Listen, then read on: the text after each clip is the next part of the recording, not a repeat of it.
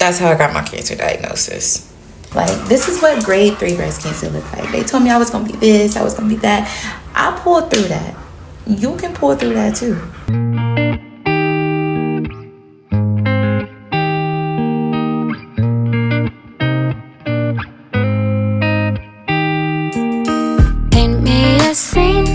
I'm just gonna give y'all a part 1 of my diagnosis and how everything went. And if you guys want a part 2, then just comment and I'll give y'all a part 2 if, you know, how everything is going and, you know, what everything I went through with the surgeries, the chemo, how long I had to do everything and the dates and all of that. So just comment below if you actually want me to talk more about that. How old was I when I got diagnosed? What signs did I have? What did I look for? Was I in pain? This and that. Blah, blah, blah. So I was 23 when I first got diagnosed with my breast cancer diagnosis. It was back in 2022. I was diagnosed with triple negative grade 3 breast cancer. I didn't have any signs. I wasn't sick. I didn't even make a doctor's appointment to see if I had this diagnosis.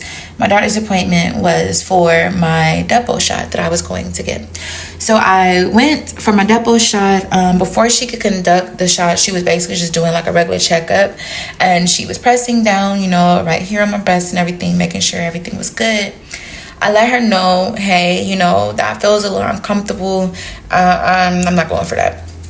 So she was just like, okay, we're going to refer you over to the women's healthcare specialist, and you know, we're just gonna go from there. So I went to the women's healthcare specialist, and they ended up conducting a mini surgery that was like, I was an outpatient for that. It was just like for them to insert a mini clip inside of my left breast for them to determine, you know, if there's any tumors or anything inside of me. And conducted a mammogram. So after I got the mammogram done, they also told me, okay, hey, you know, you can go ahead and you can get dressed, and you know, we'll call you back to the back for your results and everything. So I was about to go and get dressed, but before I could actually go and get dressed, she stopped me and she was just like, hey, you know what, we actually need you to come back to the office real quick. We need to talk. That's not good, is it? Yeah, no. It's a cancer. Consult oncology, start a workup. So the way she looked at me and the way she said that, I already knew, okay, yeah, it's something going on. Something's not good. Like, what is it? So after that, I had to find an oncologist. I ended up scheduling an appointment. I met my oncologist. You know, he was telling me what I was diagnosed with. I was diagnosed with triple negative grade 3 breast cancer. And he was telling me my chemotherapy plan and what all I would have to do, when I would start the surgeries, and what he'd think would be best for me, and if I agreed with it or not. I started chemotherapy in May 9th, and I finished my chemotherapy session September 20th. I then proceeded to have my double mastectomy, which is when I had both breasts removed, because I didn't want cancer to return into my right breast, being that I was diagnosed with triple negative. The chances for me turning like 40 or 50 in chances of cancer returning into my right breast was very high, and I wanted to avoid that at all costs. So I went ahead and had a double mastectomy, getting both breasts removed. After that, I had to heal. I had drains and everything, and I will try to upload a clip somewhere over on this side of how the drains and everything were and how I had to drain them out. I'll probably insert a video at some point so you guys can see that, or in my part 2 I'll probably insert like a longer clip explaining that whole process. So after I had my drains, I had expanders in at one point. After I got my expanders taken out, that was another surgery to where I got my breast implants inserted in me. After I got my breast implants inserted in me, that is when I proceeded to go and start my radiation. So after all of that, I had to do radiation. After my radiation, that's when they put me on a pill. An oral chemotherapy is 2 pills that I take, one in the morning and one at night. They put me on those for 15 years, and now those were the game changers. It's like I was basically on chemotherapy all over again, because I was still sick, but it made me it made me even worse. The sickness was terrible. And I just actually stopped taking those myself, and my scans have came back. I'm cleared and I'm good. I'm healed. So I know that was a lot for me. So listen, I just want to say to any female, any woman, anybody that's out there that's diagnosed with breast cancer or any type of cancer diagnosis, if you're my age, older, it doesn't matter. Like, they don't call us warriors for no reason. You have to put it in your mind, okay? You can beat this thing, okay? Cancer isn't taking you down. Like, what is that? That's just that cancer ain't okay? You got this. Put your big girl panties on. You know, do your makeup, comb your hair. You're gonna be good. You might be tired. You might need help doing a little stuff. You might have your bad days. But don't let them tell you ain't gonna be able to get up and do this and that again, or you just not gonna have the energy. It's up to you. Like, you're the fighter, okay? You got this. You can beat cancer, okay? Cancer not taking you. Cancer not beating your Cancer's not winning. You're winning. But what I can say is now, my diagnosis that year, what I do regret is I regret sitting there waking up every day crying. I was crying almost every goddamn day. Like, every day I was crying. I say I regret doing that. What I mean by that is because I woke up. Hello? Baby girl, you woke up. So why are you crying? Why are you crying? Literally. That's one thing that I did have to take in too. Like, okay, there's people that get diagnosed and, you know, it's too late for them. They don't wake up. They don't have the chances and the opportunity to go and get help or catch this thing while it's too late. Like, they don't have that chance. So if you're a person that's like me and you are one of the lucky ones and you actually caught this thing while it was so early and you were able to actually grab it by its neck and take control of it before it took control of you, then stop crying, wipe your tears, baby, put on your gloves, and let's beat this shit. Like, you're gonna be good. You're gonna be good. Like, I just want you to understand that. Like, I do have my moments, but I feel like I was at my lowest and at my worst when I was living life in fear. When I was waking up in fear, I was waking up almost every morning just like, yeah, like my dad passed away when I was 3 with leukemia. Like, my kids, they're 3 right now. Like, what if something happens to me? That's really rude. A few moments later. But yeah, I was just like, you know, what if that happens to me? You know, my kids, they're 3 or whatever. Like, I was thinking crazy. And I was just thinking like just so much. And I was just so depressed. And, you know, I wasn't happy. I was just sad almost every day. And looking back on how sick I was back then, I could kind of say stress, worry, and, you know, a lot of that kind of put into why I was dealing with so much too. Like, cause I don't like them. I was in and out of the hospital a lot back then. Like, if I could tell you how many times I was in the hospital, at the hospital, how many times like there was always something, like just always something.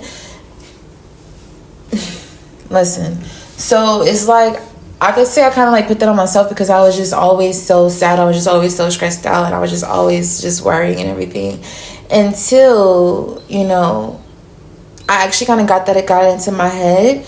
Like, okay, well, be thankful and be grateful for where you are now.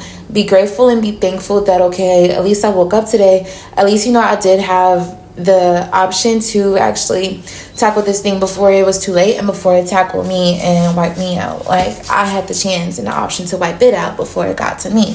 So, you know, think like that. Another thing I can definitely say, I would like to say and tell you is, you know, don't let anybody ever tell you how to feel. If you have one of your days where you feel like, you know, you want to just cry, like how you see, you have one of your days where you ever feel like you want to just cry and you want to just break down, don't ever let nobody tell you like that you can't, or don't ever let nobody tell you how you should feel or like anything like that. Go cry. If you want to cry, go cry. You have every reason to, because nobody knows what you're dealing with. Nobody knows what you're battling with. Nobody knows, you know, what you're crying out, what's going through your head when you're in the shower, when you're crying. Nobody knows that. Nobody knows. So nobody can tell you how to feel. Nobody knows the pain that you've endured through each surgery or through each appointment. Nobody knows that. So never let anybody tell you how to feel. Don't let anybody tell you either that, oh, you won't be able to do this anymore, or you're gonna be so tired that you may not pick back up on your hobby or whatever it is, because you're gonna do it. Don't let them tell you that. Don't let them tell you that, you know, you may be too tired to take care of your kids and to, you know, fight cancer. Because listen, mamas are strong. We can take care of our kids and fight this thing at the same time. So don't ever let them tell you that you won't be able to. You just gotta keep pushing through it sometimes. That's all. That's it. That's it. But I just want you to know that this is what grade 3 breast cancer look like. And I'm good. You know, I still have some stuff that I'm going through. I still have some doctor's appointments that I have to go through. You know, I still have some stuff that I'm dealing with. I probably have like a surgery coming up at the end of February. But I don't look like what I'm going through. And that's one thing that you need to remember. You don't want to look like what you're going through, okay? Because if you look like what you're going through, then you're going to feel like what you're going through. You're going to feel like shit. You don't want to look like shit and feel like shit. Like, one of the one thing that I used to love is when you know, I actually started back doing my hair and makeup, and then I would go out in public or somewhere, and my mom or somebody, she would see somebody and she would tell them like, yeah, you know, my youngest daughter, she's got diagnosed with, I don't know, you know how old people are, but she would just always immediately go and tell somebody, and they would look at me and they'd be like, oh wow, she don't look like she got breast cancer. Thank you, baby. I know. I don't want to look like what I'm going through. You don't want to look like what you're going through. I don't want nobody to be able to look at me and she looks sick.